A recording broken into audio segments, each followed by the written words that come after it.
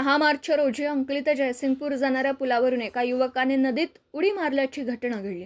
मिळालेल्या माहितीनुसार निखिल दिलीप सावंत वय वर्ष 23 राहणार सांगोला या युवकाने कोणत्या तरी कारणावरून पुलावरून उडी मारली. याबाबतची माहिती डायल 112 वर शाहरुख सय्यद यांनी फोन करून दिली. ही माहिती मिळताच अंकली फाटा येथे वाहतूक ड्युटीवर असलेले सांगली ग्रामीण पोलीस ठाण्याचे हवालदार रमेश पाटील यांनी क्षणाचाही विलंब न करता घटनास्थळी धाव घेतली. परिस्थिती गंभीर असल्याचं लक्षात येताच त्यांनी स्वतःचा जीव धोक्यात घालून थेट पुलावरून पाण्यात उडी घेतली. वेगाने वाहणाऱ्या पाण्यातून संबंधित युवकाचा शोध घेत त्यांनी त्याला सुरक्षितपणे बाहेर काढलं. त्यांच्या तत्परता, धाडस आणि प्रसंगावधानामुळे युवकाचा जीव वाचला.